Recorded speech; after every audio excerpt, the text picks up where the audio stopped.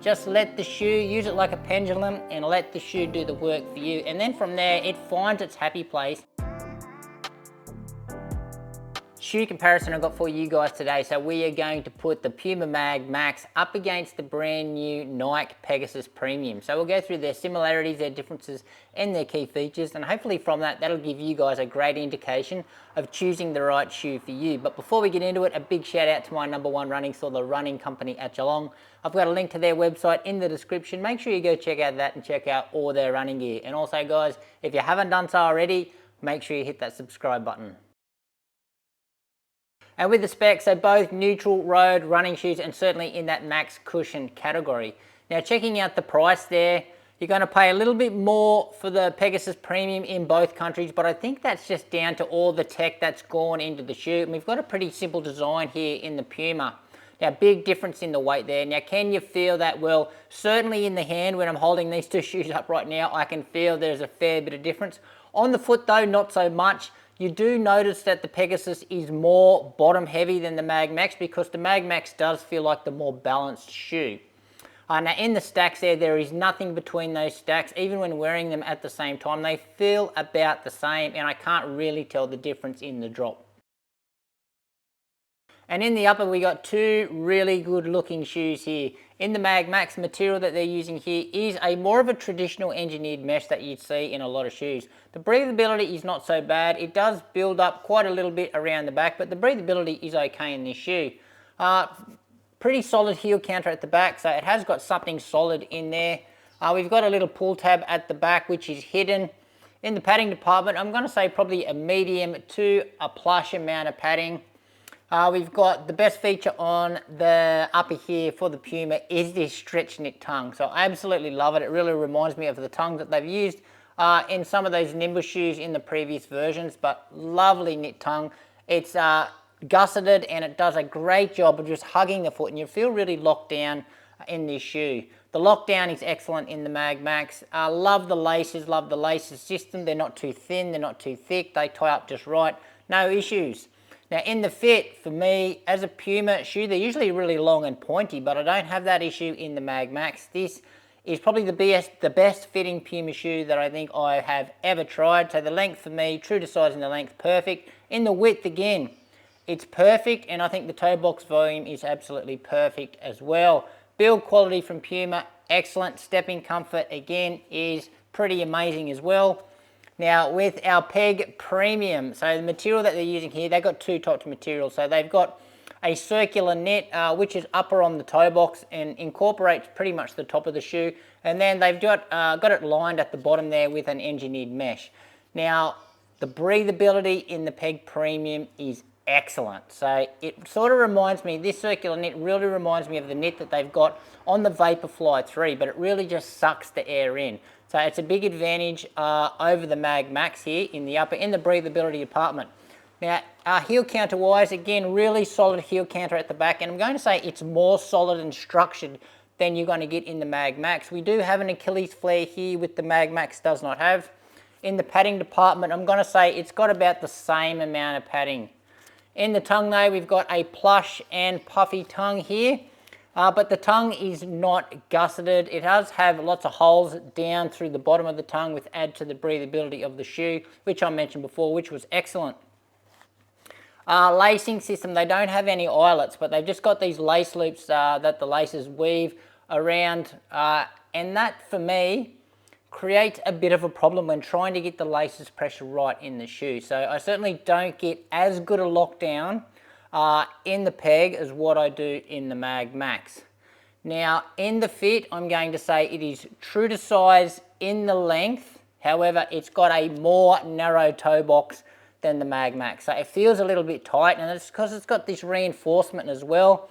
These little bits of reflective tape around the outside that just your foot can just press into, and it just does squeeze the foot a little bit. I'm going to say that the build quality here is excellent. So one of the best that I have ever seen in a Nike. And stepping comfort, again, it's nice, but it's quite unique. Now, just overall though, in comparing the uppers, I would much prefer the upper of the MagMax Really the only thing that the Peg Premium wins over for me in the upper department is just the breathability. But for me, I'll definitely pick the upper of the MagMax any day. And in our outsoles, so we've got two pretty good performing outsoles here, so especially in the grip department in the dry and wet conditions.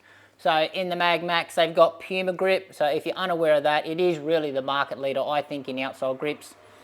It is just really faultless in all conditions. I absolutely love it. So rubber coverage here on this shoe, we've got quite a lot of rubber on this Puma grip because this is a training shoe and you want it to boost the durability of the shoe.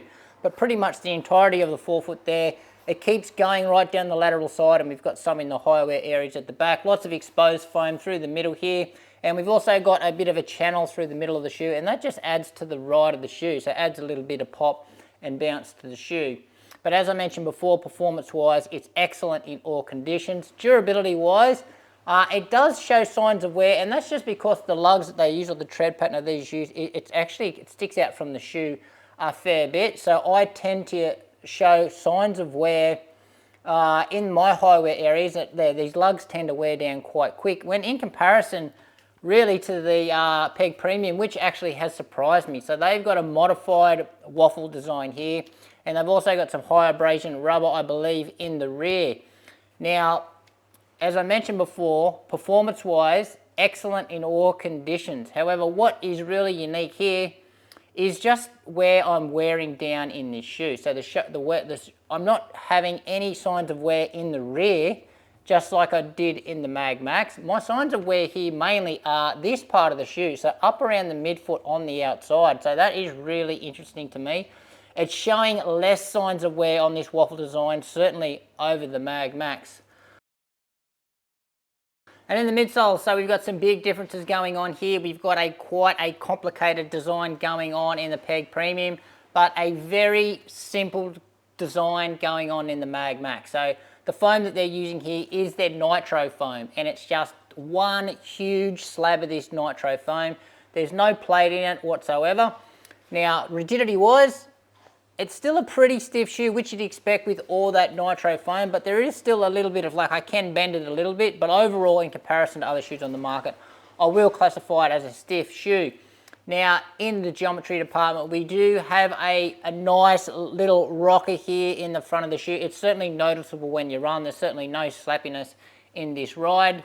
Peg Premium though, so as I mentioned, all the tech. So it's got pretty much all the tech that Nike have got in the shoe. They've squeezed it into this midsole. So they're using their top premium super foam in the top layer, and that's a Zoom X layer, that really thin layer at the top. Thankfully, that's just under the foot, so you can feel it and you will squish into that. Then under that, they have got a full-length air zoom unit. So, and that's just that orange layer that goes all the way through the shoe. That's what probably makes this shoe look a little bit gimmicky, if you ask me. And then under that, they have got a layer of their React X foam. So that's just adding a little bit of stability and durability to the midsole.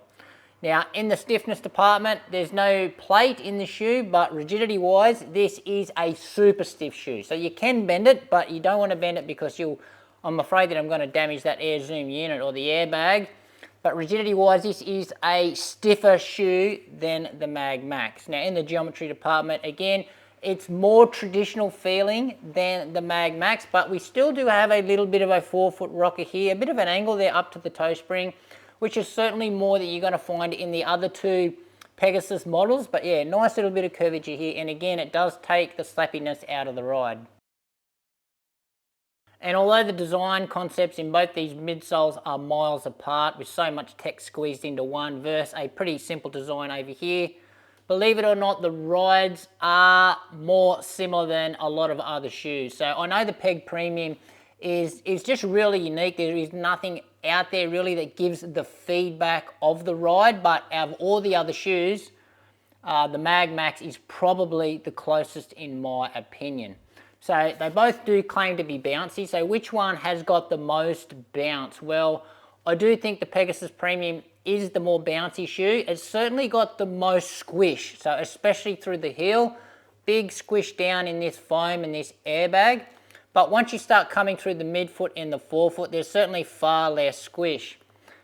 Peg is also the softer shoe with the combination of all those three foams. What's the more responsive shoe? Well, I do think that the MagMax has got more responsiveness because the foam, the feedback of the foam here, less sink, nice and soft landing though, but remember, we're not sinking into this foam a lot. The rebound out of this foam is a little bit more responsive, and it's a nice, like, subtle pop feeling, but it's a very consistent ride when in comparison to the Peg Premium. So the Peg Premium will feel consistent, but you need to start hitting midfoot, forefoot. It's a very inconsistent ride if you start hitting through the heel because it's so unstable through the heel. It's a bit of a lottery of how you strike through the rear of how you're going to come out. So you're going to get a lot of squish and a lot of bounce if you hit it nice and flat. It might feel pretty consistent to the rest of the shoe, or if you aim from the inside, you're probably going to roll out pretty hard. So yeah, very inconsistent through the heel. It does shore up as you roll through the shoe. What's the more rocket shoe? I certainly feel more that the rocket is more prevalent in the MagMax. What's the more comfortable ride? Well, I do think the MagMax is the more comfortable ride there. What's the more versatile ride? Well, again, I think the MagMax is the more versatile ride. Now, what I will cover with the Peg Premium, because after my first impressions, so I did start watching some reviews out there after a few comments, because I did think that I was one of the only people out there that actually enjoyed the ride of this shoe. And after watching a few reviews and what a lot of people's complaints are with this shoe, so what I have learnt from running in heavy shoes, or especially bottom heavy shoes like this shoe, because I did not enjoy my time when I first had the Adidas Prime X2. So I learned with that shoe, you just can't fight the shoe. Anything that's bottom heavy, don't fight it. You let the weight of the shoe dictate to how fast your leg turnover goes. So don't try to push a certain pace. Don't try to run at a certain cadence. Just let the shoe, use it like a pendulum, and let the shoe do the work for you. And then from there, it finds its happy place. And then from there, I feel quite efficient in the shoe because I'm just going with the balance of the shoe. I think that's why I'm getting along with the shoe. And I also don't hit through the heel very hard as well. So it's the same for me in the Prime X2 now. Like, I actually quite enjoy that ride now and use it for a lot of my long runs, when initially I absolutely hated that shoe. I couldn't stand how heavy it was. So same sort of vibes with this, with that bottom heaviness. And best use, so for me, the MagMax is by far the more versatile shoe here. So this one is great for your recovery days when the legs are just banged up. Great for your easy miles. It's also great for your long runs as well. Super comfortable, very stable. It's a very safe shoe. If you're going to run anything faster, so I think it's okay for your steady pace runs, but for your tempo threshold and any of your race efforts, I'd definitely stay clear of the MagMax. Too big and bulky.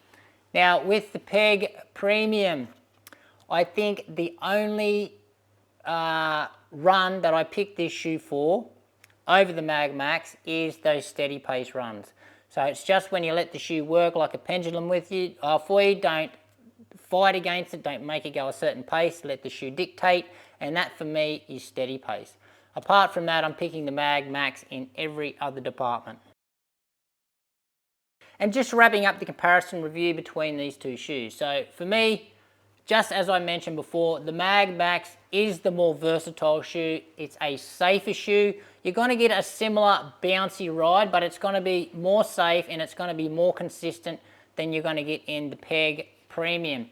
For me, this one, the only things that it's really winning over the MagMax is certainly the price department. It's got more breathability. It probably looks a little better as well, and just those steady pace runs. But apart from that, I think the MagMax wins everything else hands down, and that's why if I only had to pick one of these two shoes, I'd be going the MagMax. But anyway, guys, that's it from me. Any questions you've got regarding these two shoes, just ask me in the comments below. If you'd like me to compare it with anything else, just let me know again in the comments. Thanks for watching. Make sure you guys give this video a like, subscribe to the channel, and we'll see you next time.